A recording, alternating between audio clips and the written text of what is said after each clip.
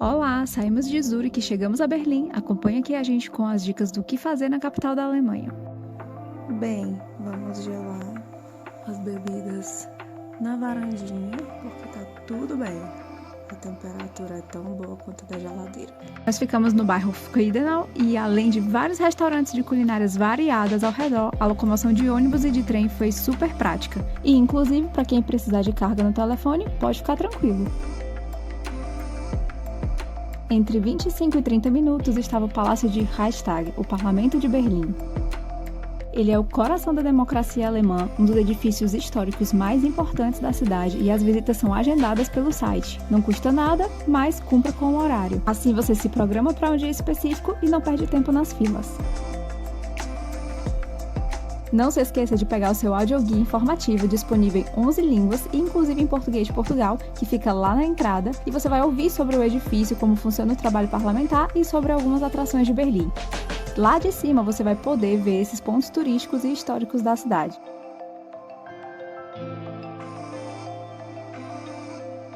A famosa cúpula de cristal é feita de aço e vidro e pode parecer simples, mas naquela época, em 1894, era considerada uma técnica avançada. São 30 metros de altura até essa superfície e por meio de uma rampa em espiral você pode caminhar até o topo, que chega a 47 metros. A energia que eles utilizam é uma parte por sistema voltaico que tem em cima do telhado e o restante é por motores movidos a diesel verde, tudo bem protegido ecologicamente. E foi do alto dessa sacada que em 1918 a Proclamação da República foi realizada.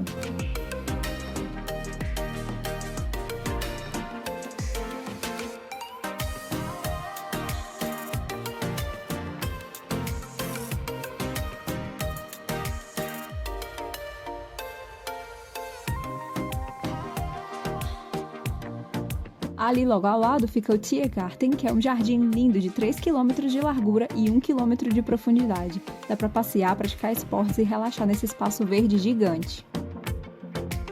Ali próximo também já fica o Portão de Brandemburgo. Esse é uma parada mais que obrigatória no roteiro por Berlim. É impossível pesquisar sobre a cidade e não ver nenhuma foto desse lugar. Ele foi criado em 1788 e seu projeto foi baseado no Propileus da Acrópole de Atenas, mas a chamada quadriga, que é a carruagem puxada por 4 cavalos e que é controlada pela deusa da vitória, só foi colocada em 1793. O portão se tornou um símbolo da reunificação quando aconteceu a queda do Muro de Berlim.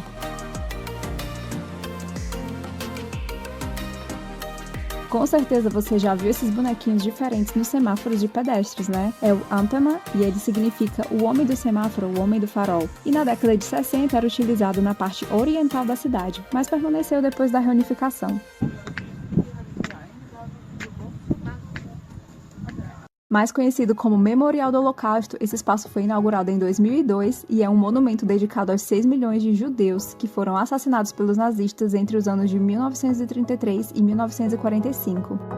Ele é localizado no espaço de quase 2 hectares e são 2.711 blocos de concreto em diferentes tamanhos, representando exatamente a individualidade de cada vítima.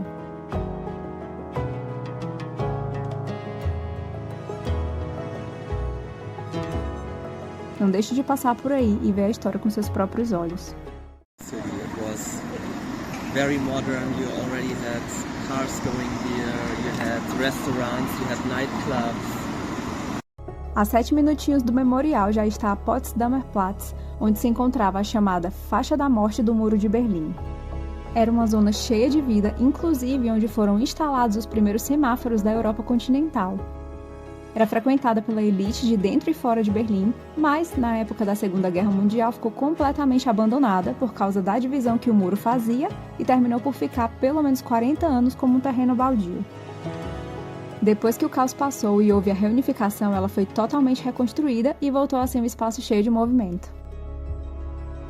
São realizados mercados nessa zona onde você pode ver e se deliciar com a culinária alemã, e esse mercado não era daqueles famosos de Natal, mas era um de Páscoa e também foi muito bom.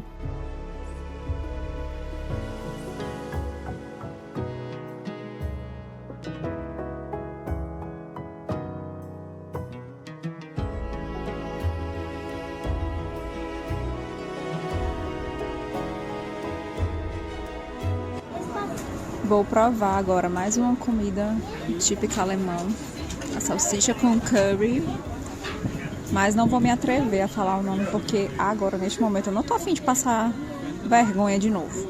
Essas são as carinhas que aprovaram o Currywurst. Seguindo adiante na avenida, a marca da Rota do Muro de Berlim é bem visível. São 160 quilômetros no total que podem ser feitos a pé ou de bicicleta. A herança comunista ainda se faz bem presente em Berlim e é fácil de perceber a diferença arquitetônica da parte capitalista com a parte comunista. Uma tem uma diversidade enorme e a outra é bem uniforme, e essa diferença é exatamente o reflexo dos legados históricos e ideológicos da divisão durante a Guerra Fria.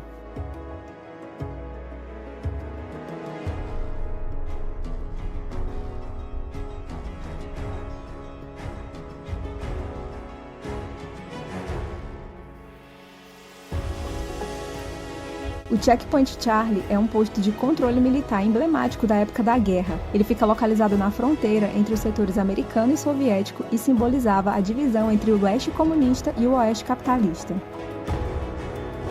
Bem aí foram testemunhados não só confrontos históricos, mas histórias de coragem de berlinenses que buscavam a liberdade. Após a queda do Muro de Berlim, virou um ponto turístico marcando os desafios e conquistas daquela época. Ali na rua tem um museu contando sobre os habitantes que tentaram cruzar essa fronteira, se escondendo dentro do motor ou de capas de assentos de um carro específico da época.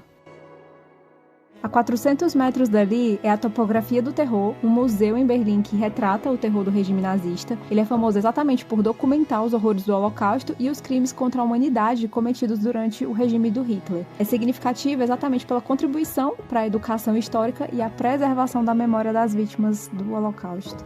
Agora não perde as dicas no próximo vídeo que tem a parte 2. E não se esquece de curtir e acompanhar a gente.